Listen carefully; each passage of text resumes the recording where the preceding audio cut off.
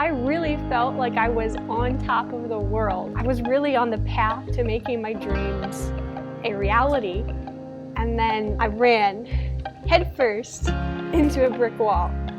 Or at least that's what it felt like. Hello everyone. Today I want to tell a story.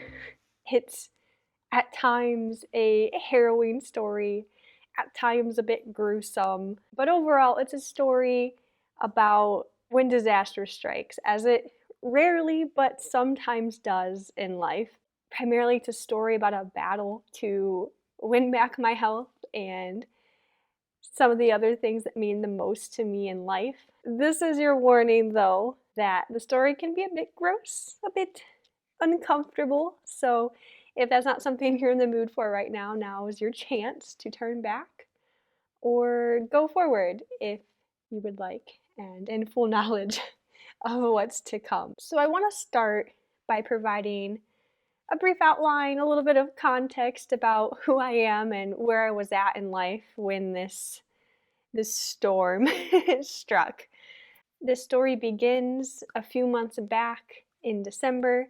We're now in March. The story isn't over yet. I'm still in the process of getting my health back. However, I feel so much better right now than I have in the past few months that I feel like I can say that the last 3 months were a distinct phase that I can talk about separately from the path forward and kind of where I'm at right now. So the story starts in the beginning of December.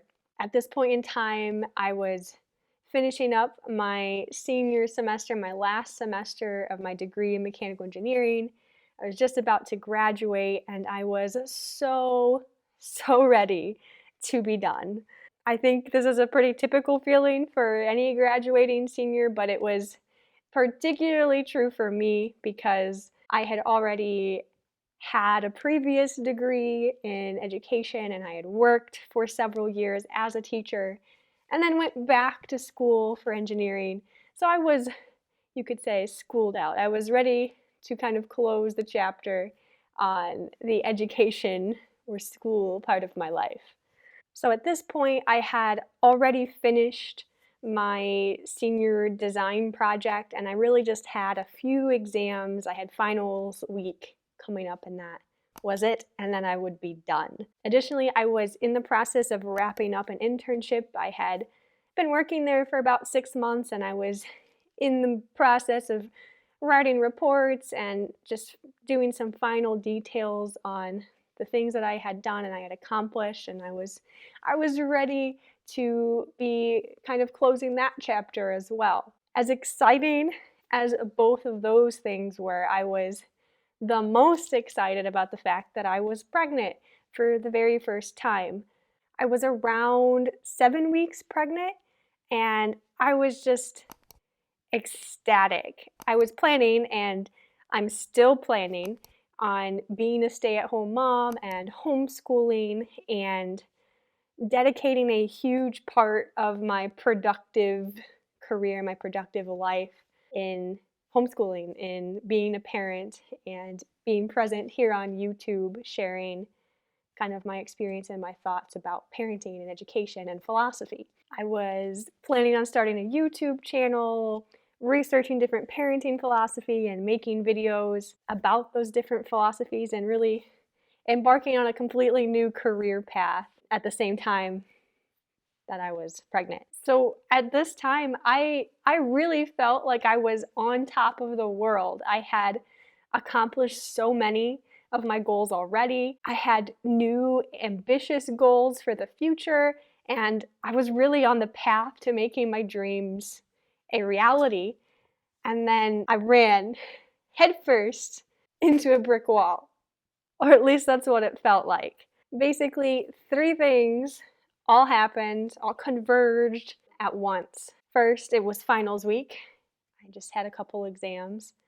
Second, I started bleeding and was labeled as a threatened miscarriage. And finally, the third thing, I started to get sick. It started out as like a head cold congestion kind of thing, but as the week progressed, it turned into diarrhea and more of a stomach flu kind of vibe. So first it was finals week. That was stressful. I had exams. I did end up having a miscarriage, and I'm not going to go into a huge amount of detail in this video. I can make a whole separate video about that and kind of the details and everything that was entailed with that. But suffice it to say that a week after the initial bleeding began, a miscarriage was confirmed. I'm not going to pretend that I'm really torn up and distressed about this right now, because honestly, I'm just not. It was hard at the time. It was traumatic at the time. It was painful, both physically and emotionally. But I grieved that when it happened, and then I moved on. And I really always have like a future focused on what I can do and on moving forward and making plans and trying again. So that's where I was at pretty shortly after the miscarriage, and that's still where I'm at now. And so I think that's all I'm gonna say about that here in this video. So the last thing was that I was sick. So after a while, the cold or congestion part of my sickness went away, but the stomach flu diarrhea part didn't. And in fact, it was gradually getting worse instead, to the point that once the miscarriage was completely done, I realized that my diarrhea was in fact really bloody, or just blood, or it looked almost entirely like blood. Like I said, it was getting a lot worse. It was becoming a lot more urgent and a lot more frequent. I think at the very worst, I was going to the bathroom around 15 to 20 times a day. There wasn't always very much there, but it was always bloody and just constant urgency needing to go. I was going at all times of the day and night, so very, very little sleep was happening on top of it. Eventually, I was also becoming really nauseous and really struggling to keep food down. So the diarrhea was dehydrating me, and then on top of that, I was not eating or being able to drink very much, so I was very, very weak. At the worst, I lost 20 pounds, which I'm already a really tiny person, so losing 20 pounds was not needed or desired or at all optimal. So I waited a week, and I was trying to see if things would clear up and if things would get better, but instead they were getting worse. So I went to my family doctor, and that's kind of when the hunt for what was wrong with me began. We started by looking for all of the obvious and more common issues. So we took a lot of blood, we took a lot of stool tests, and we checked for things like Salmonella, E. coli, C. diff. We eventually looked for parasites, all different kinds of bacterial kind of infections that could be happening, while also waiting to see if this was a viral thing, to see if it would go away. So we were doing all these tests and trying to figure out what was wrong, and never really ended up with a diagnosis until 2 months later in February. So for 2 months, pretty much, I mean longer than that, because even once we had the diagnosis, but we'll get there. For at least 2 months, I was basically bedridden, extremely weak, extremely dehydrated, unable to keep very much food down, and just very, very, very miserable. So like I said, we were checking for everything. Everything was coming back negative. I was also in a lot of pain. There were emergency room visits where we had fluids and pain meds. So just to give you kind of a brief overview of the progression to getting to a diagnosis, like I said, we started by checking for all the usual suspects, we can call them. Those were coming back negative, and so we progressed to doing some more advanced looking. And so we did some CT scans. The CT scans confirmed that my large intestine was very inflamed, so that it was labeled just generically as colitis, which is inflammation of the colon or your large intestine. Eventually we did a colonoscopy, and unfortunately it had to be aborted partway through. My large intestine was so inflamed that the doctors thought it was unsafe to go any further, because you don't want to risk perforating the large intestine, because that causes all kinds of more significant problems. So even though I had the colonoscopy in early January, we still didn't have the diagnosis because we didn't get to see the entire large intestine, and the biopsy results were inconclusive. It seemed to indicate an inflammatory bowel disease and probably ulcerative colitis, but they were missing some of the chronic markers that they were looking for. And so we had enough information at this point to think this was a more serious issue, probably an inflammatory bowel disease. And so the next stage was to try and find a gastroenterologist, a specialist who focuses on the gut, so that we could get the full diagnosis and they could take better care of me and better medicine. So based on this first colonoscopy, we had enough information they could put me on steroids, and they also had information that the parasites were negative, so it could be on stronger steroids. And so I got put on those, and it did help a little bit. So I went from maybe 15 to 20 bowel movements a day down to 7 to 10, which was significant. They were still really bloody, and I was still very weak and nauseous and just really just barely surviving. We eventually found a nurse practitioner GI specialist, and we did another colonoscopy, and that seemed to confirm that I did have ulcerative colitis. This is in the beginning of February, so it's been about 2 months of weakness. I now have anemia at that point because I've just been losing so much blood. Also just malnourished in other ways due to the nature of the disease and the fact that I'm not able to eat very much. But at this point, I was thrilled because we finally had a diagnosis. I was being referred to GI doctors, and we were hopefully on the path to getting onto more long-term medicine that would hopefully induce remission.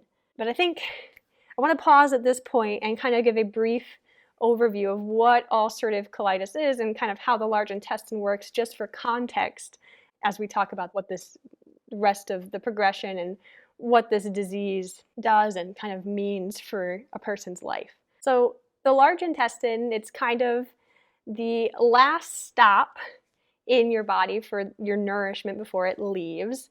And it has a couple main functions. It absorbs water from your food. It absorbs nutrients, anything that remains in your food. And it absorbs vitamins as well that's produced by bacteria. That doesn't come from food, but is created by the bacteria that lives in your guts. These are all really important functions for keeping you alive. If you are not absorbing the water well and losing a lot of the water, you're going to be dehydrated. Nutrients and vitamins you need for the proper functioning of your body, and you can become malnourished and anemic from these nutrients not being absorbed. So ulcerative colitis, then, it's a disease of the large intestine, and it's an autoimmune disease, which basically means your body is attacking itself. White blood cells are attacking your large intestine. This results in ulcers in your large intestine and inflammation in your large intestine. And the ulcers and the inflammation, the ulcers cause bleeding, and the inflammation makes it really difficult for your body to absorb the water and the nutrients and the vitamins, which is its function to do. So the result for you, the person with the disease, is that you have a lot of diarrhea. You are going to the bathroom extremely frequently. It's very urgent. There are accidents. I'm sure lots of other people who have this disease as well can attest to that. There is a lot of pain often. There can be nausea and vomiting and just general GI discomfort. Due to losing the blood and losing the nutrients, people can struggle with anemia, which means you don't have enough iron, as well as other nutrient deficiencies. The ulcers and the inflammation can be in some or all of your large intestine. Based on my colonoscopy, I have pancolitis, which pan means all. So it's the entire large intestine for me, but it can be relegated to different sections of the large intestine depending on the person. So some other things about the disease is that for now we don't have a cure, so it is a lifelong thing, though thankfully we do have medications and things that help you manage it and can even put it in remission for months or years at a time. We don't know what causes the disease. There are hypotheses and theories, but nothing as yet has been proven to what actually causes it. If you end up having a flare, there are different triggers that are hypothesized. It can be different foods or it can be stress, but these aren't the things that cause the disease. They just trigger a response. And everybody kind of has to pay attention to the foods they eat and see what their body in particular might be triggered by. So back to the story. So at this point, I have a diagnosis. I have been on oral steroids for about a month, and even though I had initial improvement, I hadn't really had any improvement since. I was now anemic. I was very weak. I was passing out, just really struggling to do anything other than lay in bed and go to the bathroom all day. I'm still waking up multiple times in the night to go to the bathroom, not getting a lot of sleep. So my doctor recommended that I be admitted to the hospital, which ended up being a really good thing to do. It helped a lot. The idea was that we didn't think that my body was absorbing the steroids orally very well. Due to the nature of the disease, it makes sense since I have trouble absorbing things when it's so inflamed. They wanted to try doing IV steroids as well as give me IV infusions of iron. The idea being that I wouldn't have to absorb the stuff orally and it could go directly into my bloodstream. So I was in the hospital for about a week. I had another colonoscopy while I was there. We also found a C. diff infection. I had been tested for C. diff multiple times in the months prior, but I had also been put on a round of antibiotics to try and catch any hidden infections. We think that that round of antibiotics ended up making me susceptible or causing C. diff that can be in your gut naturally, just normally, to get out of control. So while I was in the hospital, we took care of the C. diff infection where we found it and started to take care of it anyway, thankfully.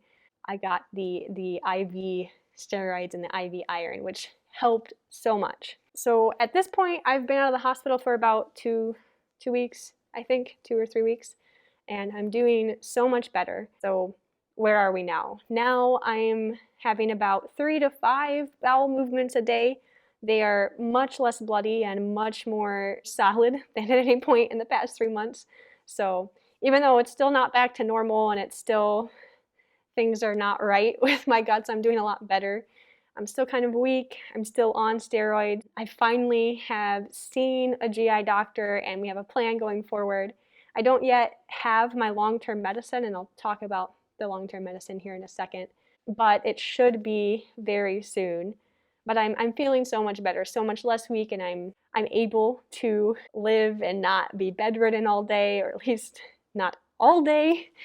I really feel like I'm able to function at least mostly like a human at this point, which it just, after the past 3 months, it just feels miraculous, honestly. So, plans for the future. Like I said, the first plan is to get on some long-term medicine. In my case, since this is an autoimmune disease, one of the ways that you can treat this is by being put on immunosuppressants, and that is the plan that we're at least going to start with. These type of drugs, they're called biologics. They tweak, turn down, you can think of your immune system in certain areas. So that is a plan. Hopefully soon I will be on those, and then I can phase out of the steroids and just be on the immunosuppressants. There are some risks obviously associated with the medication. Mostly it increases your risk of infection. For the particular medicine I'm taking, it's going to increase the risk of upper respiratory infections. There's also increased risk of certain cancers, both from the ulcerative colitis itself as well as the medicine that I'm taking. We're looking at it taking around 3 to 6 months in order to get to remission, and that's basically going to be, hopefully, the blood work and the stool tests and my symptoms being completely normal and good, and then I will be in remission. I'm also probably looking at 6 months to no longer be anemic anymore. I'm taking oral iron to hopefully combat that. So kind of the hardest part, at least for me and where I'm at in life and where I was hoping to be in life right now, is that the medical community and my doctor really recommend that you be in remission for at least 6 months before you get pregnant. And that's just to make sure that your body really is responding well to the medicine that you're on. And because there are a lot of risks associated with having active disease of ulcerative colitis when you conceive and while you're pregnant. It increases your risk for all kinds of adverse events in pregnancy. So it increases your risk of miscarriage. It increases your risk of preterm labor and delivery. I think it can increase your risk of certain abnormalities as well. So it's way more risky to have the disease while pregnant. And if you're in remission when you get pregnant, it's likely that you'll stay in remission throughout pregnancy. And the reverse is true. If you're not in remission, if you're in the middle of a flare when you get pregnant, it's likely that you will not get to remission during pregnancy, which, like I said, it increases your risk for all sorts of things. In fact, it's possible. The doctors think that it's quite possible, though we don't know for sure, and you can't know for sure at this point, that the miscarriage that I had in December was likely due to the flare that I was having. They're very intertwined, apparently. It's really common for people when they get pregnant to have their first major flare of an autoimmune disease. So it's weird, but it's possible that my pregnancy triggered the flare, and then the flare triggered the miscarriage. So they're really intertwined. It's hard to know with exact certainty what happened there, but they're definitely related in some way. So I'm definitely disappointed and a little bit sad that I have to wait a year, pretty much 6 months to get to remission, and then 6 months in remission before I get to try again for a baby. But I want to be obviously as healthy as possible. I definitely don't want to be anemic, and I want to be in remission before I get pregnant. So this next year is really a year of regaining my health so that I can really pursue that dream of being a mom. So that is where we're at right now, and that is my story. I am incredibly grateful to all of the doctors and nurses who have helped me and answered my questions and truly kept me alive in the past few months. I'm also just in awe of my husband and how amazing he has been these past few months. He also has worked hard to keep me alive and to keep our house in order as much as he can. He's had to take so many days off of work to take care of me and to cart me to appointments and anywhere I needed to go. And he's amazing. He's truly a hero. I really appreciate him. I sincerely hope that this story can encourage those of you who might be going through something similar or your own battle that you're fighting right now. I firmly believe that disasters are rare in life, and it is not our fate to suffer. Life is not a vale of tears. Disasters do happen sometimes, but we have the tools to fight them. Namely, we have our reasoning minds, and that's why I'm so thankful for the world in which we live, the state of the world, the 21st century, where we have advanced medical knowledge and we have medicine and we have doctors and nurses who can use their reasoning minds to help cure people. It's truly incredible. If you've gone through or are going through something similar right now, I would love to hear your story. Please share in the comments below, and know that I am wishing you all the best in your battle, whatever it might be. Thanks for watching. Bye for now.